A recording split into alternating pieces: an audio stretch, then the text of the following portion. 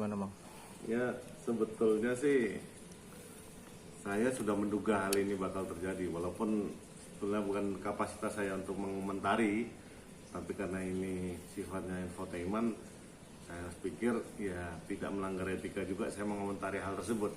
Karena memang kami juga dari pihak Sania Marwah was-was juga, karena memang dalam artian ya kalau misalnya rumah lokasi dari saudara mantan suami klien saya, Sania Marwah itu tiba-tiba dieksekusi, ya berarti kan alamatnya beliaunya itu dan anak-anaknya berarti pindah, kan kita nggak tahu pindah kemana.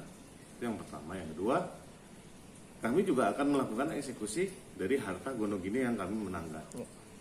Makanya kami juga bingung ini sebetulnya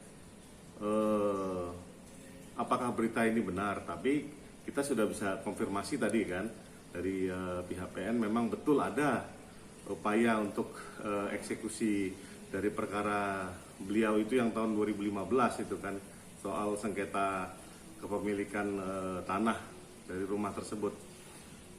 Saya pikir kita mesti legowo lah dan mencermati apapun yang terjadi ini kan rangkaian yang tidak terpisahkan dari peristiwa-peristiwa yang menyakitkan.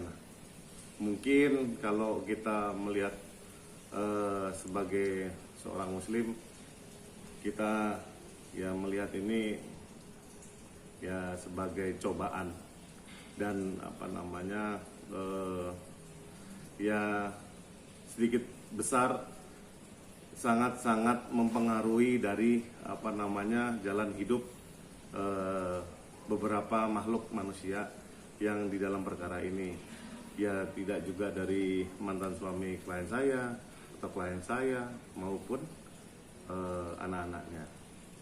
Saya pikir kali ini mungkin sekedar nasihat saja.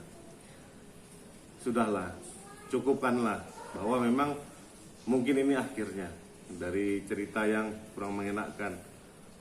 Islah itu jauh lebih baik. Tidak ada yang namanya terlalu pantang untuk melakukan suatu perdamaian. Tidak ada yang namanya ini terlalu tinggi posisi ego kita untuk tidak melakukan suatu yang baik bagi masa depan anak-anak yang kita perjuangkan. Toh apapun itu tidak, ya kalau di dalam Islam kan tidak mengenal karma, tapi ya bisa kalian yang mengerti bahwa hasil ini memang mungkin yang terbaik. Jadi perkara tahun 2015 ini tahun 2022 akhirnya sudah berkekuatan hukum tetap, dan itu tanah yang ada rumahnya dari mantan suami klien saya akan dieksekusi. Betapa kebetulannya kan begitu. Tapi ya menurut saya sih ya sudahilah kesombongan itu, dan apa yang menjadi haknya yang harus diberikan kepada klien saya tolong berikan. Kemudian apa yang menjadi haknya dari ibunya anak-anak ya harus diberikan juga. Jadi tolonglah jangan mencoba mengulur waktu, karena Allah itu tidak tidur. Anda sudah buktikan 7 tahun ini akhirnya endingnya begini. Untuk seluas tanah yang akan dieksekusi Bang, itu sekitar berapa Bang yang akan dieksekusi? Dengar-dengar ya, bagusnya ini dikonfirmasi lagi dari pihak pengadilan. Artinya kan begini, mungkin seluas itu mungkin sekitar 7 ribuan kali ya, 7 ribuan ya. Tapi harus konfirmasi dengan PN Cibinong ini supaya clear memang apakah itu sengketanya itu keseluruhan dari seluruh bidang atau hanya sebagian. Nah, tapi kalau lihat dari amarnya sendiri untuk mencermati putusan yang berkekuatan hukum tetap itu sendiri, itu artinya keseluruhan dari ujung pagar sampai dinding keliling itu kena semua. Nah, saya pikir sih tidak ada satu peluang lagi ya. Mungkin rumahnya milik dia, tapi tanahnya itu milik orang lain. Nah, coba bayangin.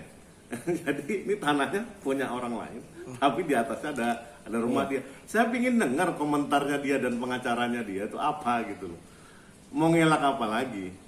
Saya pikir ya lucu aja dan sedih. Karena saya bisa mengontar ini, saya pernah datang ke sana soalnya kan dalam mencoba untuk mediasi, mencoba ngomong baik-baik, dan rekan saya juga waktu itu juga pernah datang ya kan ke sana untuk mencoba melaksanakan eksekusi anak ya kan, tapi begitu banyak drama dan sangat menyedihkan lah buat saya apa yang dilakukan di lokasi tempat yang akan dieksekusi ini. Konyol saya pikir. Nah kan untuk pembagiannya sendiri bang, si Sania ini dapat berapa hak ini, terus si Atalik dapat berapa itu bang? Yang kami menangkan itu hanya sebuah meja makan, kemudian dan mobil sesuai dengan amar putusannya itu. Kalau yang lain-lainnya di NO, alias kami memang pembuktiannya kurang teliti di situ. Tapi yang di NO itu bukan berarti kami tidak bisa menggugat lagi.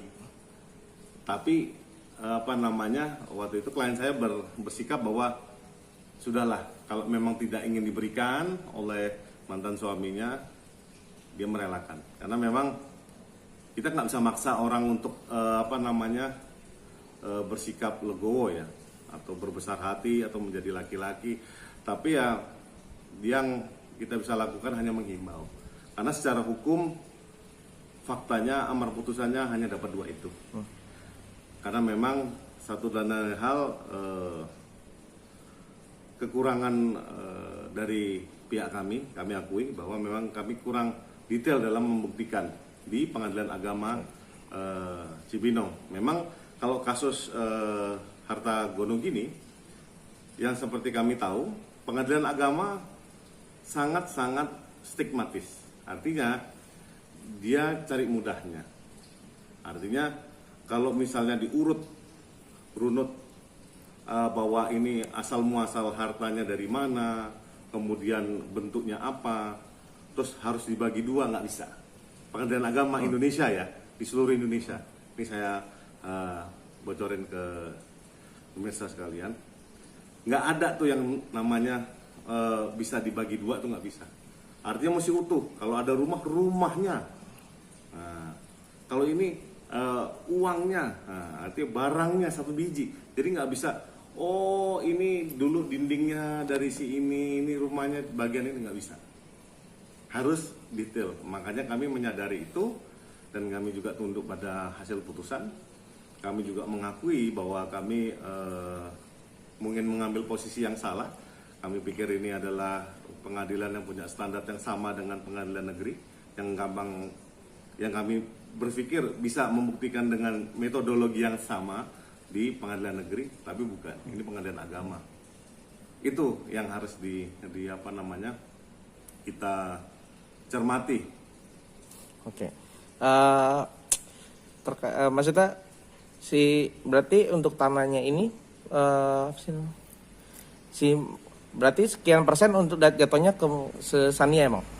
Karena kalau kami tidak bisa menggugat tanahnya, yang bisa kami gugat adalah yang waktu itu adalah bagian dari rumahnya, bangunan rumahnya. Jadi kalau untuk tanahnya sendiri jelas itu memang adalah milik dari mantan suaminya klien saya. Tegas itu. Transaksinya pun jauh sebelum ada pernikahan. Ya kan, aktenya di situ 2002. Dan yang sesuai dengan yang kamu tanya tadi, yang soal putusan eksekusi, itu jelas dibatalkan. Artinya dia harus mengembalikan tanah itu ke pemilik awalnya. Ya, saya pikir saya udah nasihatin klien saya juga, yang gak usah gontok-gontokan terlalu panjang. Kamu harusnya sedikit kasarnya prihatin. Karena mantan suami kamu ini ketimpa kemalangan, saya bilang. Ini sial betul, karena rumah yang dia sudah bangun di atas tanah itu cantiknya bukan main. Dia pertahankan dari segala macam gangguan dari mantan istrinya. Akhirnya dieksekusi sama orang lain gitu loh. Itu konyol betul. Nah dari pihak PN kan juga kan bilangnya ada jalur mediasi bang sebelum si putusan ini kan naik lagi. Gimana bang? Yang saya dengar itu mereka melakukan perlawanan terhadap eksekusi. Nah, itu mesti diperiksa ke PN Cibinong. Udah sampai mana prosesnya, bisa dikabulkan atau enggak. Tapi kalau menurut hemat saya sebagai pengacara, perlawanan eksekusi terhadap tanah itu setelah jatuh ingkrah alias berkekuatan hukum tetap, kansnya ada. Tapi seperti memasukkan mobil truk ke dalam lubang jarum, nah, kira-kira gimana kansnya? Ada, tapi yang masuk bukan mobilnya. Masih begitu. Itu yang pertama. Yang kedua, saya pikir yang jadi masalah di sini sebetulnya mau kemana lagi, dan anak-anak itu mau ditaruh di mana, kan saya pikir gitu. Kalau rumah ini dieksekusi, anak-anak yang menjadi hak klien saya itu mau ditaruh di mana, dan kira-kira meja sama mobilnya itu mau ya kan nggak ada rumahnya lagi, logikanya gitu, mau taruh di mana? Apakah dia punya